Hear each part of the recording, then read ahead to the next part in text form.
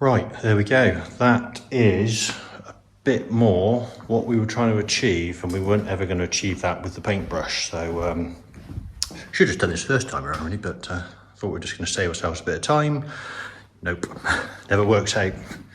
So much happy with that. Rear axle's got to come out, so hence that's not been painted. Spring's got to still go away to be done, but now the bulk of the chassis is done, we can get brake pipes and things back in.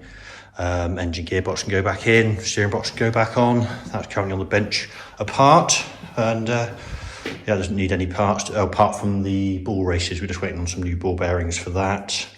But yeah, that pretty happy with all that. We've still got to take the wheels off at some point, but I think that's just a cosmetic thing really. The brakes seem okay, but we'll just go for them. All the steering joints are good. We've reinforced that steering bar under there. That was a bit of a mishmash of a job, as the rest of it seemed to be. So I think mechanically wise, we're almost there, to be fair. So apart from I made a bit of a mess in my nice clean spray bed, which I spent most of the day having a bit of a sort out in, we'll get the body in next and start painting that. So yeah, there we go.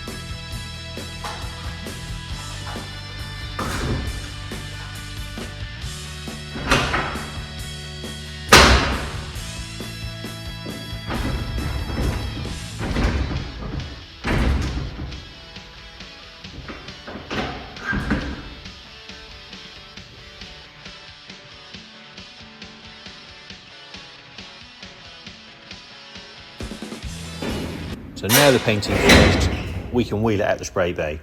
And yes, I'd managed to lock myself in the spray bay. Don't know how I managed that. And then steering box parts. That's just been through the cabinet. That all seems okay. This is all pretty good. A little bit of wear on the end of there, but I don't think there's enough to worry about. Had a super thick gasket on it.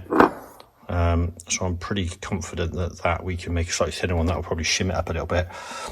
New balls to go in there and on the end. This race in here seems okay. These are all little quarter bearings. Now I don't know whether I'm missing one. One is 23 and one is 22. And I think the top didn't have enough in it. So I've ordered a set of new ones anyway. So we'll pop all them back in. The back plate all seems pretty good. Just needs a bit of sorting out. This is toast. I mean, God knows why someone put all that back on. It's bent. It doesn't even fit properly. So we'll make a new one of those. We haven't got the hole up the centre of the column anymore. This column's been extended anyway. But actually somebody's done a pretty good job of it. And that's part of the reason I took it apart, because I wasn't overly confident that, judging by the rest of the car, that it had been done properly. And the last thing I wanted was the steering parting company at 50 mile an hour. And we end up in the hedge. So I've had all that apart. I'm very happy with it actually. It's all been done okay. Just needs a few bits and that can go back together. And you're probably thinking, why have you got a supercharger in the background? It's a supercharger case. A supercharger's knackered. I'm not planning on supercharging this engine. It probably won't hack it anyway. But I just wanted it to look a little bit sort of cool. So I'm going to see what it looks like. I'm going to offer it up to the front. And we're just going to, it's stripped out. The rest of it's not going back together. We're just going to clean it and paint it. And we'll probably sort of mock up a dummy supercharger on the front just to give it that sort of look that we're trying to go for. And yeah, if it doesn't look any good, we'll take it off. But I think it'll look all right. With the supercharger and steering box apart, it was time to mask them up and get some paint on them.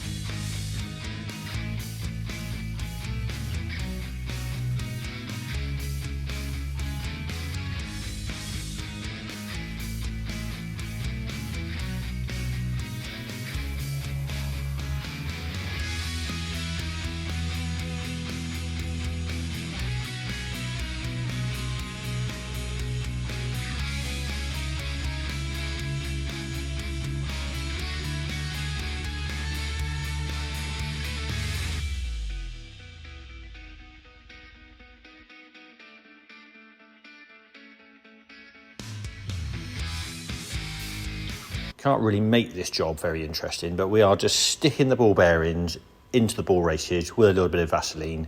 Job done.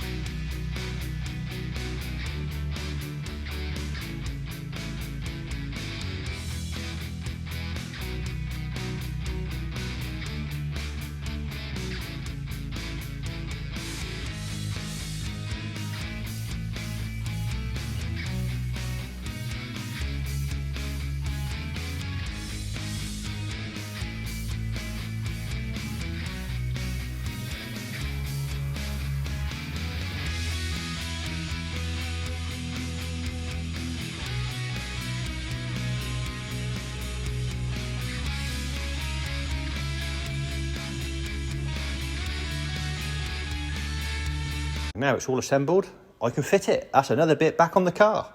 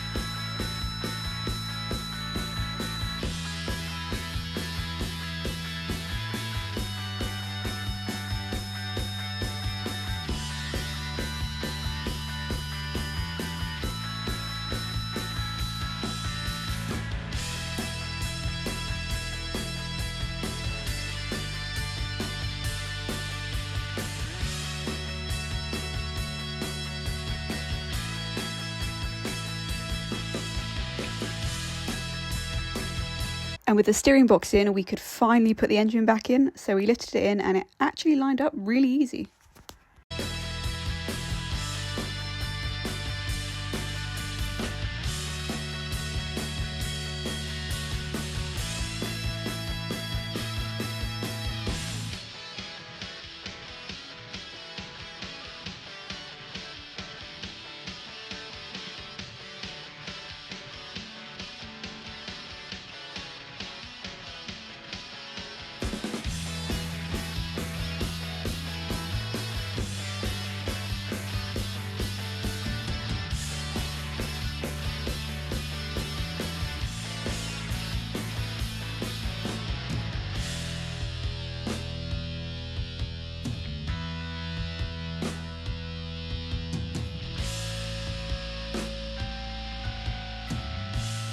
Then it was time to get the gearbox in. This was quite a tight fit, so we had to lift it in at an angle and then faff around trying to line it up.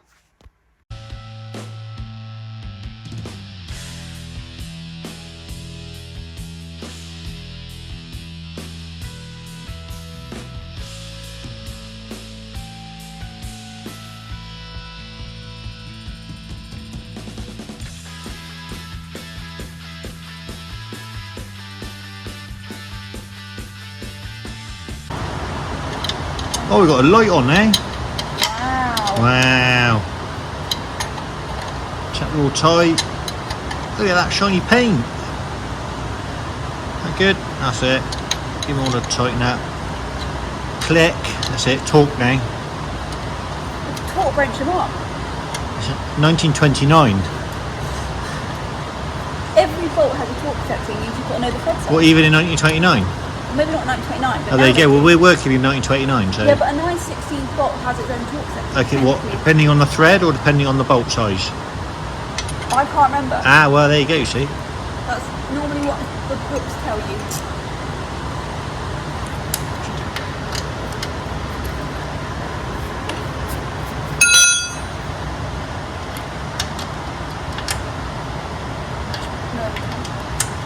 Sitting it? Tight? Oh, yes. Look at that.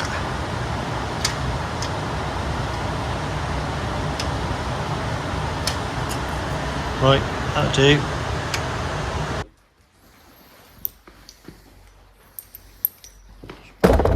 Oh, don't, whatever you do, don't kick the camera anyway.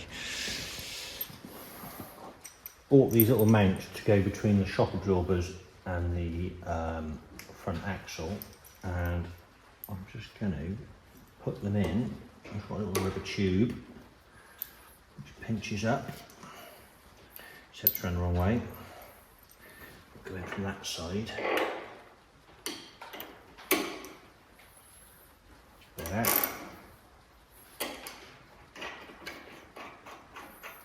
Nearly lines up with that. That'd be good.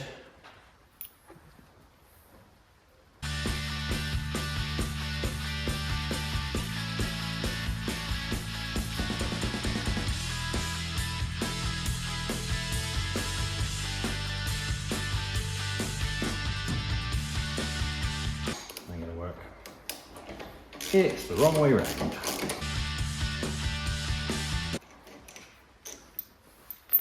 Why is it the wrong way round? So all there is a little grease nipple on there, and I just want them at the back, just so they're not fully facing the weather when you're going up the road. At a roaring 45 miles an hour. Right, that's better.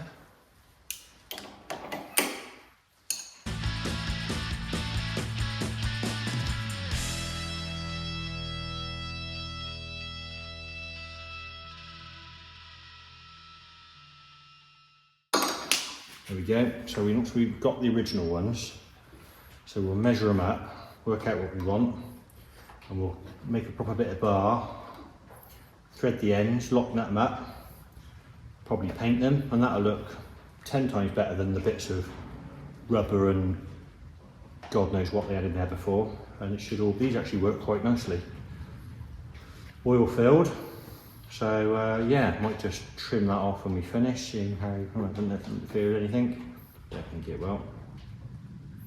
Yeah, so that'll eliminate all that clattering we used to get on the front. So job done, I think. So that's tonight's little bit of progress. Engine and gearbox is now in. I need to make the cover for the top of the bell housing to cover the clutch. The original one is, be honest, it's no good, so we're not going to use that. I've got to make the side water chest covers, because again, the original ones are leaking. Turns out they've rotted out, so I'm going to make new ones of those.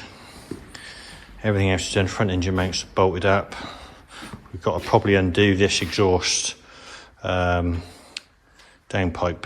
We've got new bits to go on there. Still debating whether I'm going to put some sort of manifold system on it, but I don't think with the carburetor it's going to work, so I might just stick with what I've got. It's going to end up rooted down underneath, probably come out the side here somewhere, and then sort of root itself along. We're not going for loads of performance, it probably doesn't really matter.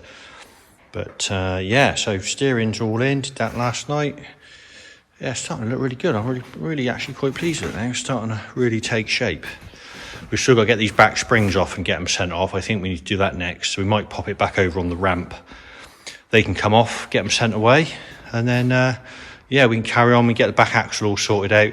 And of course, the next big job we've got to do, now we've got the engine and gearbox in, of course, we've got to sit my new shiny overdrive that I've bought in here. We've got loads of length for the prop shaft. So it's just a case of getting that mounted now. We've got, fortunately, lots of space in here. So we can get that mounted, and it'll probably pay to do that while we're sorting out the body. So that needs a little bit of straightening out where we've been welding and messing around with it. So yeah, probably the next job, I reckon. Get these covers made up and get the overdrive fitted up.